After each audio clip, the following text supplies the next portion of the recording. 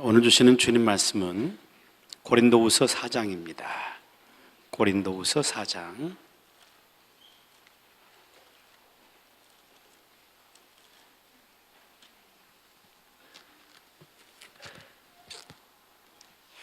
7절부터서 18절까지 말씀, 우리 다 같이 합독하시겠습니다. 우리가 이 보배를 질그릇에 가졌으니 이는 심히 큰 능력은 하나님께 있고 우리에게 있지 아니함을 알게 하려 함이라. 우리가 사방으로 우겨쌈을 당하여도 쌓이지 아니하며 답답한 일을 당하여도 낙심하지 아니하며 박해를 받아도 버림받지 아니하며 거꾸로 들임을 당하여도 망하지 아니하고 우리가 항상 예수의 죽음을 몸에 짊어짐은 예수의 생명이 또한 우리 몸에 나타나게 하려 함이라. 우리 살아있는 자가 항상 예수를 위하여 죽음에 넘겨짐은 예수의 생명이 또한 우리 죽을 육체에 나타나게 하려 함이라. 그런즉 사망은 너희 안에서 역사하고 생명은 역사하느니라. 기록된 바 내가 믿었으므로 말하였다 한 것 같이 우리가 같은 믿음의 마음을 가졌으니 우리도 믿었으므로 또한 말하노라. 주 예수를 다시 살리신 이가 예수와 함께 우리도 다시 살리사 너희와 함께 그 앞에 서게 하실 줄을 아노라. 이는 모든 것이 너희를 위함이니 많은 사람의 감사로 말미암아 은혜가 더하여 넘쳐서 하나님께 영광을 돌리게 하려 함이라. 그러므로 우리가 낙심하지 아니하노니 우리의 겉사람은 낡아지나 우리의 속사람은 날로 새로워지는도다. 우리가 잠시 받는 환난에 경한 것이 지극히 크고 영원한 영광에 중한 것을 우리에게 이루게 하매니 우리가 주목하는 것은 보이는 것이 아니요 보이지 않는 것이니 보이는 것은 잠깐이요 보이지 않는 것은 영원함이라. 아멘. 매주일 우리가 귀한 찬양을 하나님께 올리고 또한 들을 수 있어서 너무 행복합니다.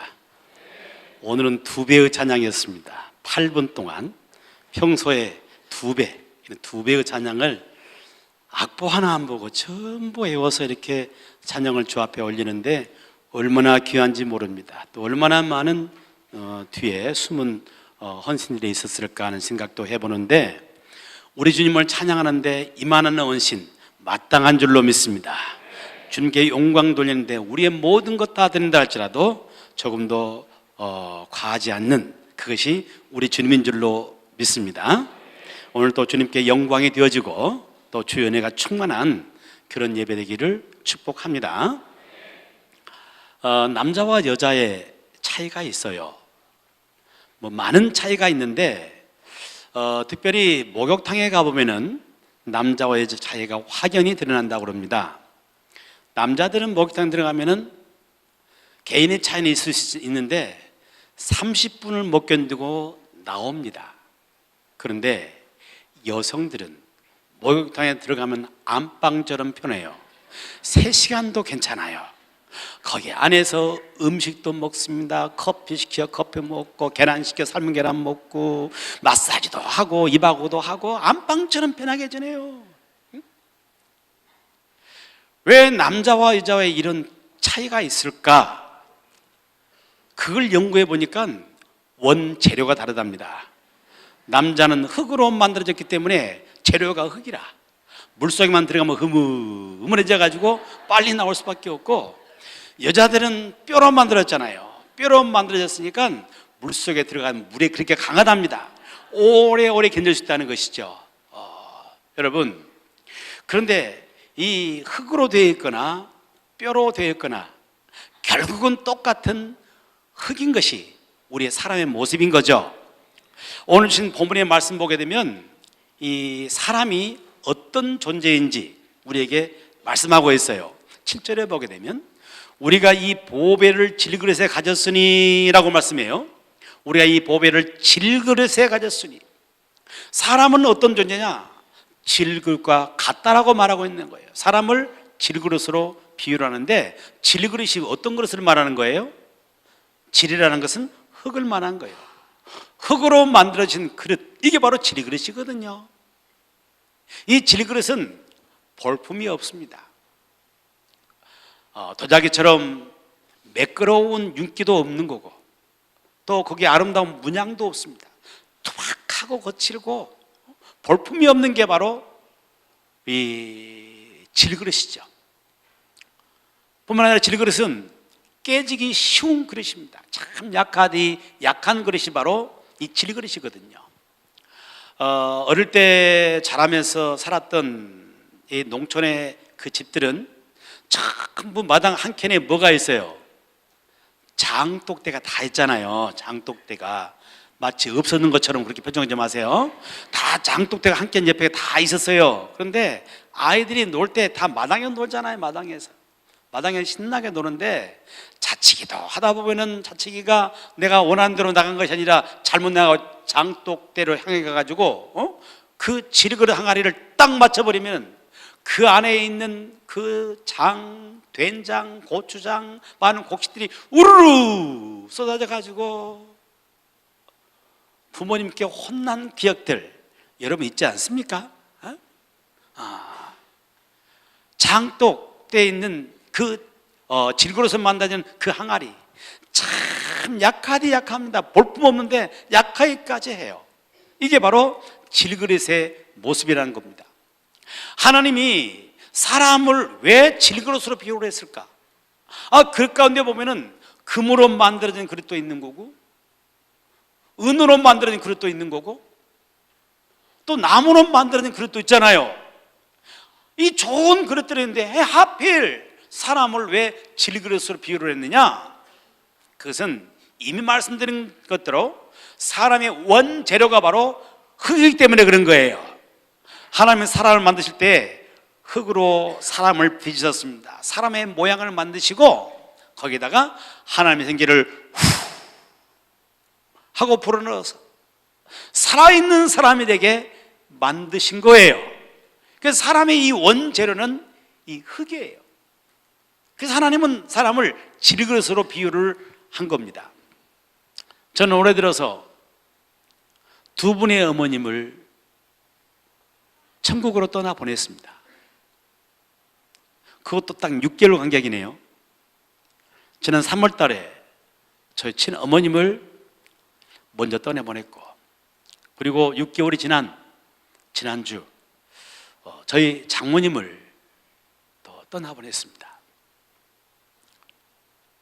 양가의 저의 아버님들은 일찌감치 세상을 떠났기 때문에 이제 저는 천혜의 고아입니다. 부모님이 안 계셔요. 근데 두 분의 장례를 이렇게 치르면서 참 느껴진 게 있어요. 옛날에는 다 매장했지만은 지금은 문화가 화장 문화로 다 바뀌었잖아요. 두 분 다 화장으로 모셨습니다. 화장터에 모시고 1시간 반쯤 지나면은 그 분고리들이 나오는 그 모습을 맞이하게 돼요. 근데 그 분고리 나오기 전에 그 직원이 하는 이야기가 참 마음을 더 아프게 만드는데 뭐라고 말하냐면은 지금 다 타버리고 뼈까지도 다 타가지고 형태가 좀 있긴 있어요. 이것을 보드럽게 갈아줄까요? 굵게 갈아줄까요? 중간으로 갈아줄까요? 꼭 묻거든요. 그 유혹하려면 놓고 뭐 사람마다 취향이 다르니까 그렇게 하겠죠. 우리는 가늘게 갈아달라고. 그래가지고 나오는 그 마지막 남아있는 그거 한 줌의 채잖아요. 흙이에요, 흙. 인생 88세를 사셨고 저희 어머님은 장모님 89세를 사셨어요. 그 인생 모든 인생 살고 남아있는 게 가루요, 가루. 이건 결국 하나의 흙이라고 말해요. 인생 자체가 이 흙이기 때문에 하나님께서 사람을 가리켜서 질그릇이다 이렇게 말씀을 하고 있는 거예요. 사람 속에는 이 질그릇의 특성이 그대로 있습니다. 질그릇은 볼품이 없는 그릇이잖아요. 사람 역시도 볼품 없습니다. 인생 자체가 볼품 없어요. 사람이 산다고 한들 얼마나 살겠습니까? 거북이도 200년, 300년을 살아요. 상어도 2, 300년을 산다 그러잖아요. 어떤 나무는 몇 천 년을 사는 나무도 있는데 사람은 고작 살아봤자 100년을 못 살잖아요. 얼마나 볼품없고 초라한지 몰라요. 그 안에 살아가면서 뭔가 좀 얻었다고 생각하고 살아가고, 뭔가 내 자리를 또한 이제 얻었다고 생각합니다. 뭔가 내가 이뤘다고 생각하는 것들이 있습니다. 그러나 그것도 한순간 지나고 마는 이 볼품없고 초라한 것이 바로 이 질그릇 같은 인생의 모습인 겁니다. 우리는 이 모습을 똑똑히 볼 수 있어야 돼요. 우리는 질그릇이에요. 뿐만 아니라 얼마나 질그릇처럼 약한지, 깨지기 쉬운지 몰라요. 인생사 살아가면서 이리 부딪히고 저리 부딪히면서 심령 속에 얼마나 많은 상처를 안고 산지 몰라. 겉으로는 환히 웃고 살지만은 마음들을 열어놓고 보게 되면 상처 없는 사람이 없어. 다 속을 울고 있는 것이 인생살이 살아가는 사람들의 깨어진 질그릇 같은 그 모습 아닙니까? 이 사람의 모습 역시도 마찬가지 아닌가요? 사람 모습도 강한 것 같지만은 참 약하대 약해요. 장모님의 장례를 치르고 또 바로 어쩔 수 없이 우리 교단 총회에 참석을 하고 돌아오는 길에 함께 동행했던 그 목사님이 자기 교회 장로님 이야기를 하시더라고요. 장로님이 정말 유능한 의사입니다. 우리 광주 전남 이 지역에서는 가장 영향력 있는 대학병원의 의사 겸 교수이시고 병원장은 당연히 되는 그런 유능한 교수님이었습니다. 신경과 전문이신데 전국에서도 10손가락 안에 드는 아주 유능한 학무시래요. 근데 이분이 그렇게 건강했는데 자기 전공 분야인 뇌졸중이 찾아오는 급성 뇌졸중이 찾아온 거예요. 그래서 쓰러졌습니다. 겨우 목숨은 건졌어요. 그러나 몸을 제대로 쓸 수 없는 그런 상태가 되었고 겨우 일을 보고 있는 그런 상황이라는 이야기를 들어옵니다. 사람의 이 모습이 질그릇처럼 얼마나 약한지 한순간에 무너져요. 그렇게 건강한 것 같은데도 한순간에 무너지고 마는 것이 사람의 모습이거든요. 사람은 질그릇이에요. 이 모습만 가만히 생각하면 인생 자체가 얼마나 허무한지 몰라요.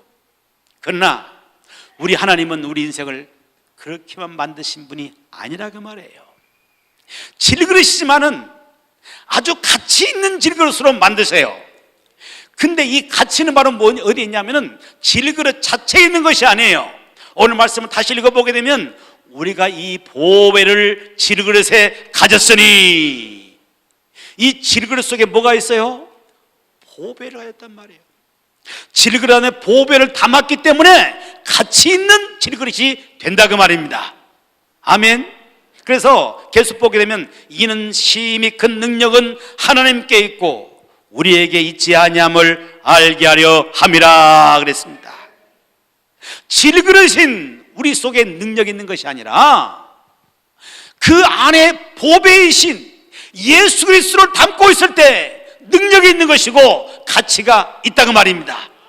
여러분, 저와 여러분의 인생이 그냥 질그릇으로 살지 않고 그 안에 보배이신 예수님 담고 살아갈 수 있는 그런 인생 되기를 축복합니다. 그 인생이 가치 있는 인생이 되는 거란 말입니다.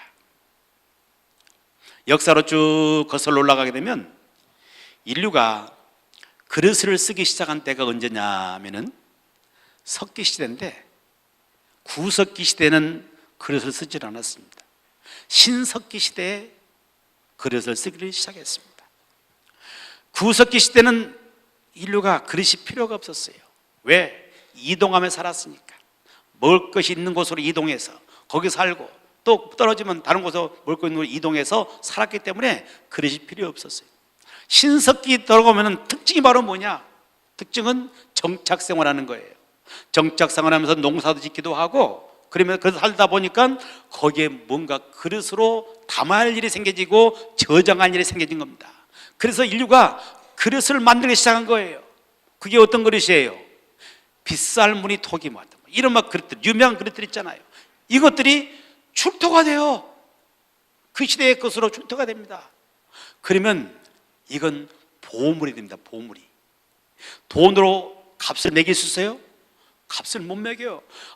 매스컴으로 막 다 전파가 되는 거예요. 너무 큰 보물이 되는 겁니다. 여러분, 그 신석기 때 썼던 그 토기가 발견됐는데 그 토기가 그렇게도 값진 겁니까? 그렇게 귀한 거예요? 사실 아무것도 아니야. 그것은 아무것도 아니야. 근데 이것이 왜 그런 보물이 되고 가치가 있게 되는 것인가? 그 토기 속에 수많은 세월의 역사를 담고 있어요. 그러니 그것이 보물이 된 겁니다. 여러분, 우리의 모습은 질그릇입니다. 깨지기 쉽고 초라하기 그지없는 이런 질그릇입니다.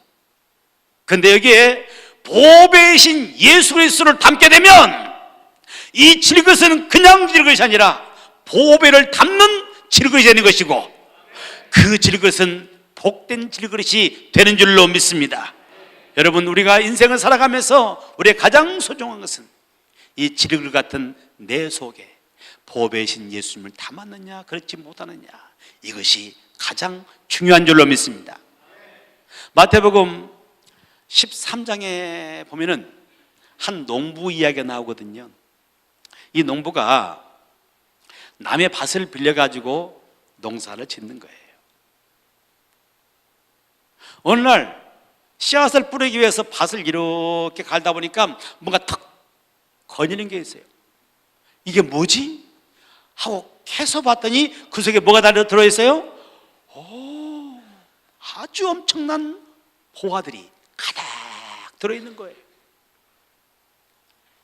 그 순간 이 농부에게 스쳐지라는 생각이 딱 들어옵니다. 이것을 만약 지금 캐 나가게 되면은 분명히 시비가 붙는다. 내가 발견했지만은 주인이 따로 있으니까 그 주인이 자기 소유권을 주장하게 되면 커다란 시비가 붙는다. 그래서 이 사람이 지혜롭기 때문에 어떻게 했어요? 그것을 밭에 다시 묻어둡니다. 그리고 집으로 돌아갑니다. 집으로 돌아가 어떤 일을 했어요? 자기 소유를 다 팔아요. 다 팔아주고 뭘 샀습니까? 뭘 샀어요? 밭을 샀어요. 자기 소유를 다 팔고 밭을 살 만큼 그 밭이 가치 있고 소중했다, 그 말이에요. 근데 그 밭이 자기 소유를 다 팔아 살 만큼 가치 있는 게 된 것은 그 밭 자체에 있는 거예요? 아니요. 어디 있는 겁니까? 그 안에 값진 보물이 들어있는 것이에요. 그것 때문에 가치가 있게 된 겁니다. 여러분, 우리 인생 질그릇이에요. 내 스스로 질그릇 스스로는 절대로 가치 있는 것이 아닌 겁니다. 이 안에 보배이신 예수님을 닮을 때만이 그 인생이 가치 있는 인생이 되는 줄로 믿습니다. 저와 여러분의 삶을 살아가는 가운데 이 보배이신 예수님을 닮고 살아갈 수 있는 그런 삶 될 수 있기를 주님의 이름으로 축복합니다. 사도 바울은 이것을 깊이 깨달았어요. 그는 자랑할 것이 너무 많았어요. 내놓을 것이 너무 많았어요. 그 가문이 너무너무 훌륭한 가문이라. 그래서 혈통도 순수한 히브리인 중에 히브리인, 단 이방 피가 전혀 섞이지 않는 순수한 혈통. 그 가문도 베냐민의 지파의 후손, 다시 말해서 왕이 나왔던 왕의 후손이에요. 당시에 로마가 세계를 지배했는데 로마의 시민권을 갖고 있어요. 뿐만 아니라 그는 당시에 최고의 학부라고 말하는 가말리엘의 문화에서 공부했던 그런 사람이에요. 자랑거리가 너무너무 많은 사람입니다. 그랬던 그가 빌립보서 3장에서 고백했던 그 말은, 내가 예수 그리스도를 얻기 위해서 이 모든 것을 배설물로 여겨놓으라 말씀하는 것입니다. 그 어떤 것도 예수 그리스도와 바꿀 수가 없다고 말합니다. 예수님이 얼마나 소중한지를 알고 살아가는 사도 바울의 그 모습이 우리에게도 있어지기를 축복하고, 인생길 살아가면서 그 어떤 경우에도 예수 그리스도를 잃어버리지 않는 복 있는 성도 되기를 축복합니다. 삶을 살다 보면은 참 부러운 사람들 있잖아요. 보면은 너무 부러워. 그 사람 보면은 하는 일마다 막 잘 때, 그리고 부족한 것이 없이 넉넉하게 누리며 살아가. 너무 부러운 거예요. 게다가 생기기까지 멋지게 생겼네. 와, 저 사람은 몇 대의 덕을 쌓아갖고 저럴까? 부러워서 부러울 수 있는 일이에요. 나도 부럽습니다, 그런 사람들. 그런데 그 안에 예수 그리스도가 없다면 그 사람은 그냥 질그릇이에요. 보잘것없고 깨어지기 쉬운 그냥 질그릇이에요. 그가 가지고 있는 그 모든 영광스러운 것들 얼만큼 갑니까? 잠깐 후면 사라지고 마는 것들이에요. 그가 그렇게 멋지고 그렇게 아름다웠던 것들이 얼마나 그와 함께 할 것입니까? 잠시 잠깐 오면은 그 아름다움도 그 멋진 것도 다 사라지고 마는 질그릇에 불과한 겁니다. 우리 안에 예수 그리스도, 보배이신 예수 그리스도, 그분을 모시고 살 때만 우리 인생에 진정한 가치가 있는 줄로 믿습니다. 만약 여러분의 심령 속에 예수 그리스도를 모시고 있다고 한다면 어떤 경우도 낙심하지 마십시오. 어떤 경우에도 여러분 부러워하지 마십시오. 예수님 모신 것은 전부를 가진 거예요, 여러분. 내가 이 땅의 생을 살아가면서 질그릇이라도 돼. 남과 비교해 보니까 너무나 내게는 초라해요. 가진 것도 부족하고 배운 것도 별로 없고 생긴 것도 별로고 내놓을 곳이 아무것도 없어요. 그런다 할지라도 여러분의 심령 속에 예수님이 계신다면 가장 귀한 존재예요. 왜요? 예수님 때문에 가장 귀한 존재라고 말해요. 여러분 안에 예수님이 계신다면 나의 초라한 모습 때문에 울지 마십시오. 그것 때문에 슬퍼하지 마십시오. 여러분은 가장 귀한 존재인 줄로 믿습니다. 인생살이 살아가면서 때로는 질그릇처럼 약해서 마음에 상처를 입고 상처 때문에 슬퍼하며 살아갑니다. 때로는 육신이 무너져서 병든 그 모습 살아갑니다. 나는 왜 이렇게 살아가나? 그것 때문에 신세한탄 마십시오. 여러분 안에 예수님이 계신다면 여러분은 가장 귀한 분인 것이고 가장 큰 복을 받는 사람인 것입니다. 여러분 인생을 살아가면서 가장 소중한 가치는 지르글 같은 내 속에 보배이신 예수님을 담고 살아가는 것, 여기에 있는 줄로 믿습니다. 그 주님과 더불어 살아갈 수 있는 저와 여러분의 삶 될 수 있기를 주의 이름으로 축복합니다. 이 보배이신 예수님을 내 안에 모시고 살아가는 바로 그런 사람들, 이런 사람들은 복이 있는 겁니다. 그 복이 바로 무엇이냐면은 8절 9절 말씀을 함께 보십시다. 시작. 우리가 사방으로 우겨쌈을 당하여도 쌓이지 아니하며 답답한 일을 당하여도 낙심하지 아니하며 박해를 받아도 버림받지 아니하며 거꾸로 뛰림을 당하여도 망하지 아니하고. 아멘. 인생살이 살아가다 보면은 사방으로 우겨쌈을 당합니다. 마치 전쟁터에 나갔던 병사가 적군들한테 완전히 포위를 돼가지고 절망 상태요, 길이 보이지 않는 그런 상태에 놓인 것처럼 인생을 살다 보게 되면 때로는 환난이 오고 어려움이 와가지고 나를 완전히 우겨싸 버립니다. 도무지 길이 보이지 않는 이 어려운 경우를 만나는 그런 순간도 있습니다. 때로는 답답한 일을 만나기도 해요. 어떻게 해야 될 것인가? 내 인생에서 끝나버린 것 아니냐? 답답한 그런 순간을 만나는 경우도 있어요. 그러나 내 안에 보배이신 예수 그리스도를 모시고 산 사람은 예수님은 능력인 것입니다. 그래서 우겨쌈을 당하여도 쌓이지 않는 거예요. 왜? 주님이 그 우겨쌈을 당하는 그 가운데 길을 여시기 때문인 거예요.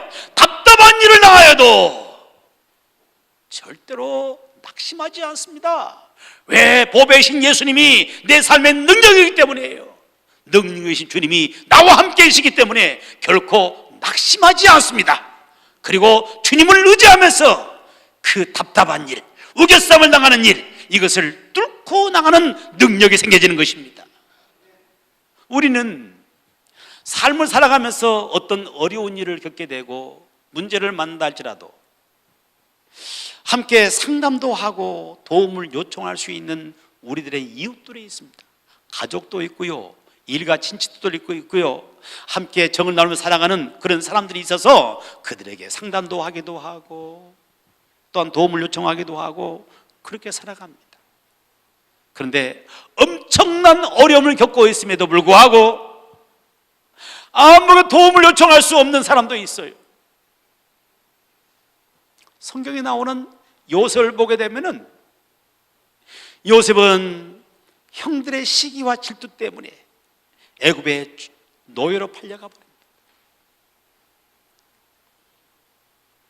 보디발 집에서 노예로 살아가는데 누구에게 그 어려운 상황 가운데서 도움을 요청하며 답답한 일을 당하는데 누구한테 상담할 사람이 있어요? 천혜의 고아처럼 혈련단신 혼자입니다. 그 어렵고 힘든 그 답답한 일, 우겨쌈을 당한 같은 그런 상황을 만나는 그런 가운데서도 이 요셉의 축복은 바로 뭐냐면은 그 안에 하나님이 계신 것입니다. 그래서 그는 하나님을 의지합니다. 하나님께 상담을 합니다. 하나님께 기도합니다. 그러면서 주님을 의지하고 최선을 다하며 살아갈 때 사방으로 우겨쌈을 당하고 인생에 보이지 않는 답답한 가운데서 하나님이 한 걸음 한 걸음 길을 여시는 것을 보게 되는 것이고, 그래서 그는 정말 그 모든 어려움을 뚫고 나가서 승려 삶을 살게 되는 줄로 믿습니다. 여러분, 저와 여러분이 살아가는 삶 가운데 때로는 우겨쌈을 당하고 답답한 일을 만나는 가운데도 내 안에 예수 그리스도에 모였으면 그분을 의지하십시오. 그분은 능력이신 것입니다. 우리 전부이신 것입니다. 그분을 의지할 때 우리에게 힘을 주시고 길을 여시는 것이에요. 그분을 의지하고 최선을 다해 나갈 때 우리 삶은 분명히 열려질 줄로 믿습니다. 예수의 이름으로 나는 일어서리라. 주가 주신 능력으로 나는 일어서리라. 원수가 날 향해 와도 쓰러지지 않으리. 주가 주신 능력으로, 주가 주신 능력으로, 주가 주신 능력으로 일어서리. 일어서리. 일어서리.